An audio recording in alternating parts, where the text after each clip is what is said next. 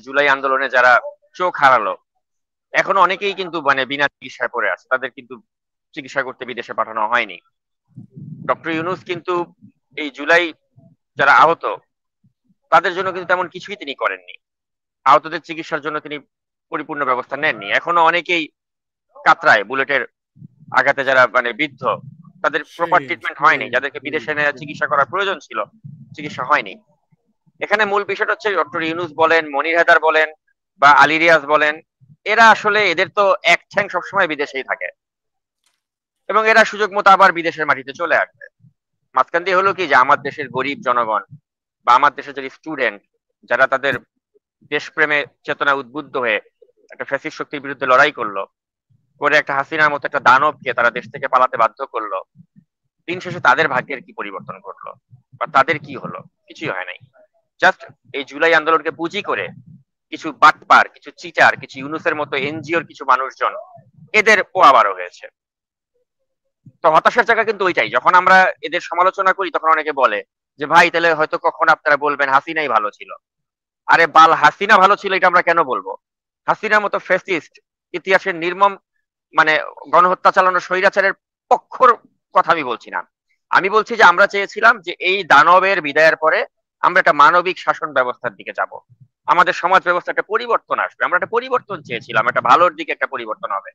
কিন্তু আমরা কি দেখতে পাচ্ছি, যে আমরা বিদেশ থেকে মনির হায়দারের মতো কিছু চিটার বাটপার, এই আলী রিয়াজের মতো কিছু চিটার বাটপার, আপনার এই কিছু এই ধরনের ইউনুসের এনজিওর কিছু লোকজন, খলিলের মতো একজন বাটপার যে পরকিয়া করে অন্যের ঘরে আগুন লাগাই দিছিল, পরে স্বামী স্ত্রী দুইজনই সুইসাইড করে, এই ধরনের কিছু চিহ্নিত বাটপার বদমাইশ লোক আইনা ইউনুস একটা ক্যাবিনেট সাজাইলো, এবং তারা আমাদেরকে কি অশ্বডিম্ব দিচ্ছে বা দিল এতদিন ধরে আমরা দেখতে পাচ্ছি।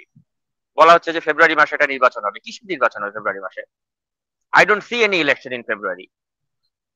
তৃতীয় মাত্রা জিল্লুর রহমান তো বারে বারই বলেন যে তিনি ফেব্রুয়ারি মাসে কোনো নির্বাচন দেখেন না, আমিও দেখি না।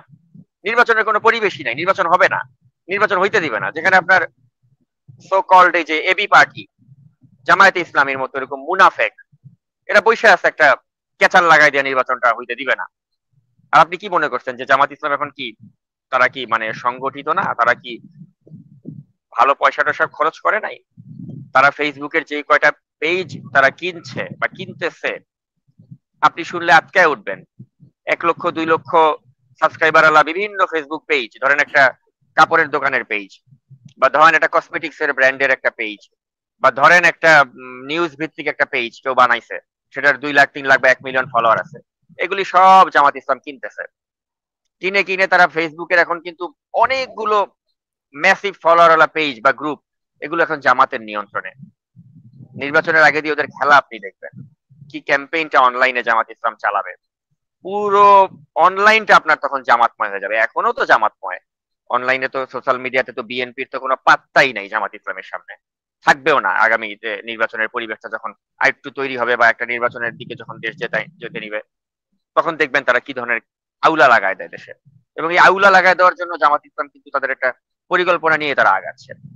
এখন বিএনপি একটা অথর্ব একটা রাজনৈতিক দল, যারা জামাতের কৌশলের কাছে ইতিপূর্বেও পরাজিত হয়েছে, ডাকসু নির্বাচনেও পরাজিত হয়েছে, সামনের দিনগুলোতেও হবে। কারণ বিএনপির রাজনীতি কিন্তু আসলে অত স্মার্ট না, অত ইনোভেটিভ না। বিএনপি ওরা আপনি দেখেছেন ওরা সোশ্যাল মিডিয়াই বোঝে না। তিস্তা পারে তারা যে একটা কর্মসূচি করলো, কত ইনোভেটিভ একটা কর্মসূচি। এটা যদি জামাত করতো আজকে, জামাত এটাকে দেখতেন কি প্রচার প্রপাগান্ডা করে এটাকে একটা মাইলেজ তারা নিত। বিএনপি কি করলো? এত চমৎকার একটা দেশপ্রেমে উদ্বুদ্ধ হয়ে তারা একটা কর্মসূচি করলো, এটার কোনো প্রচার আপনার সামাজিক যোগাযোগ মাধ্যমে দেখেছেন? সেই অর্থে কিছুই হয়নি। তো বিএনপি না কিন্তু না, শুধু অনেক সামাজিক না পিছিয়ে সাকিব, আছে, এই মেইন স্ট্রিম মিডিয়াও তো কিছু করেনি। কিছুই করে না। এবং আপনি দেখেন, যেই দুধ কলা দিয়ে বিএনপি এই মাহমুদুর রহমানকে পুষলো, মাহমুদুর রহমান এত হালুয়া রুটি এই বিএনপির কাছ থেকে খাইলো, আজকে দেখেন সেই মাহমুদুর রহমানের আমার দেশ, তারা যে ফটোকার্ডটা করলো এই তিস্তা নিয়ে, ওই ফটোকার্ডের মধ্যে বিএনপির নামও নাই। লেখছে যে কিছু দেশপ্রেমিক মানুষ তারা এরকম তিস্তা পারে একটা কর্মসূচি করছে, অথচ ওই ফটোকার্ডের কিন্তু হেডলাইনের মধ্যে বিএনপির নামটা তাদের থাকা উচিত ছিল, যেখানে বিএনপির আয়োজনে এরকম একটা কর্মসূচি হয়েছে, কিন্তু সেটা মাহমুদুর রহমান কৌশলে লেখে নাই। তো এই ধরনের মাহমুদুর রহমানই তো একসময় বিএনপির অ্যাডভাইজার ছিল, জ্বালানি উপদেষ্টা ছিল, বিনিয়োগ বোর্ডের প্রধান ছিল। তো আমার কথা হচ্ছে, বিএনপির হালুয়া রুটি খায়া এখন বিএনপির এই মনে করেন বাস মারতেছে, এই ধরনের অসংখ্য মাহমুদুর রহমান কিন্তু আছে। তো এই হলো আমাদের একটা দুর্ভাগ্য আসলে, যে আপনি যেই দলটা মানে বিএনপি, যাদের এত জনসমর্থন, যাদের নেত্রী বেগম খালেদা জিয়া এত জনপ্রিয় একজন নেত্রী, কিন্তু এগুলোকে পুঁজি করে বিএনপি কিন্তু আসলে সেভাবে রাজনৈতিকভাবে ফায়দা নিতে পারছে না। আর জামায়াত শিবিরের মতো একটা মুনাফেক রাজনৈতিক দল কিছু কৌশলগত কারণে তারা কিন্তু বিএনপিকে বারে বার মার দিতে পারছে, রাজনৈতিকভাবে মার দিচ্ছে, সামনে হয়তো আবার দিবে।